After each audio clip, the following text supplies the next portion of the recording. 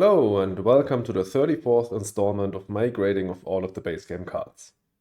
If you want insight into the grading system, check out the description or click on the link in the top right hand corner to get to the first video, where I explain it all. But let's get started. Imagine this. You analyze your starting hand and you find if you keep exactly 6 cards, you still have enough to play Mohole Area Gen 1. Sure, you're second player, so you might not get the 2-card Ocean spot, but if that were to happen, you can still pick up Titanium or Steel or Plants. Mohole is such a great opener. You think, well, this is going to be a great game. But then, surprise surprise, you get hit by Sabotage. And wham, your first gen is dead. So, we start off today's episode with one of the most quintessential hate cards in the game. Sabotage is incredibly simple in its design, and it's very cheap. But not only is it net positive in value immediately, at least in 2p, since buying and playing it costs only 4 MC, while you destroy 7 to 9 MC in value, it also has other benefits. A, it becomes even better if you are IC or have media group down, and B, and this was perfectly illustrated by the example I opened with, it is inherently asymmetrical in terms of info. The player playing it knows what it will cost to buy and play it, and can therefore plan around it. But the player getting hit by it does not know about it beforehand, and might have planned their turn completely differently if they had. This can lead to dead turns, milestone swings, and more. Sabotage is super dangerous and high priority in the draft in all stages of the game. Its strength and playability depends on the player count though. In 3 to 5p, there are players completely unaffected by it, and the player playing it is therefore worse off compared to them if he doesn't have the aforementioned combo cards. But still, Sabotage, in my opinion, is an A tier card.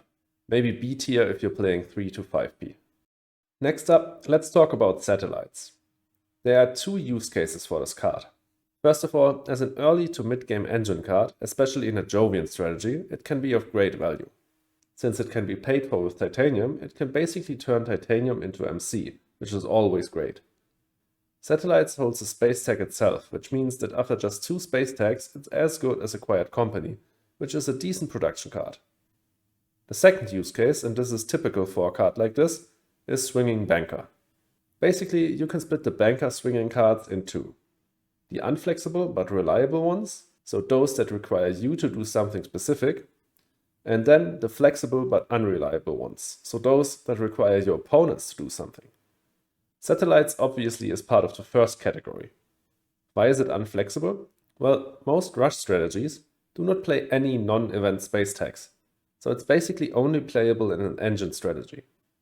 Combine this with the fact that it's more expensive than similar cards like Insolation or Cartel, and you'll notice that out of that category of banker swings, it's one of the weakest.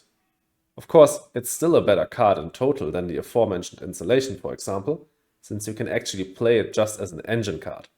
And so I think it's a C tier card. Let's talk about a meme card that is actually good, but not for the reason you might think. Search for Life is the cheapest non-event science tag in the game, and that right there should be the only reason to play it. Science tags are incredibly valuable. They can be used to enable you to play cards like AI Central, Mass Converter or AGT, which are some of the absolute best cards in the entire game.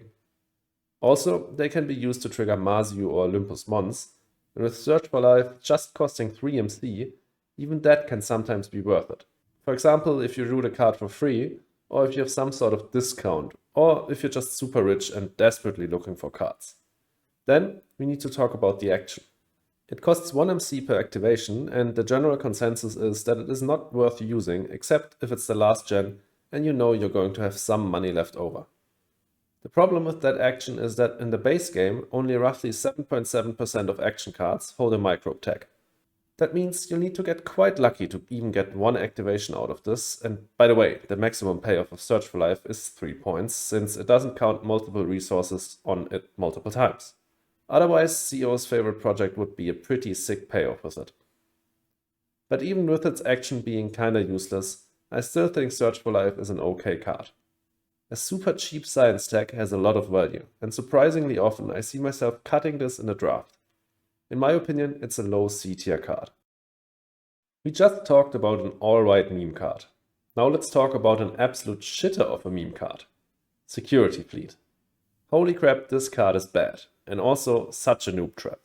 You think this card should be great. I mean, it's passive point income. 1 point per gen, the same as these great 1-point animal cards that everyone is talking about, and without the annoying global requirement, so you can actually play this one early. Well, first of all, a space tag is much worse, since it has much less combo potential than an animal tag, and also is not as rare.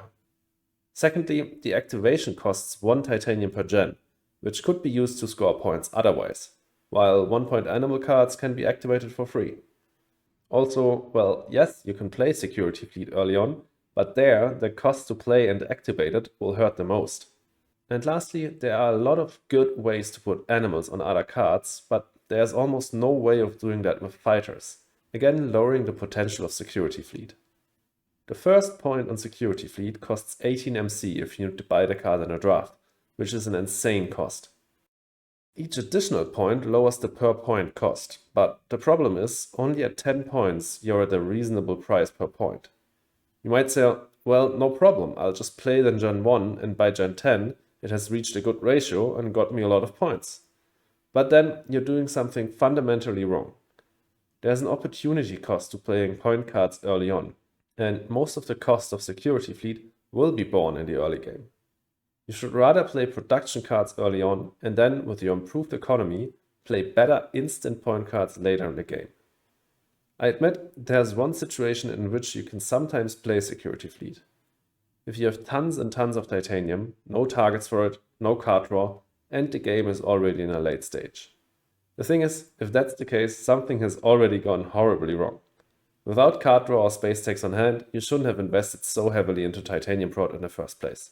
But that doesn't matter anyways, Security Fleet is an F tier card either way. And lastly, we'll get to Shuttles. There's a really old running joke on my channel about how OP Shuttles is, and of course that's absolutely not the case.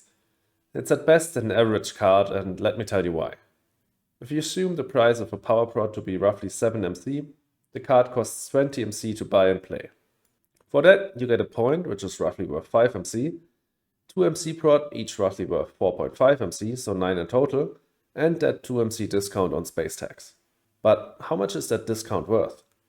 Well, you're paying 6 MC for it, and you might say that's a good deal. After just 3 space tags, this card paid off.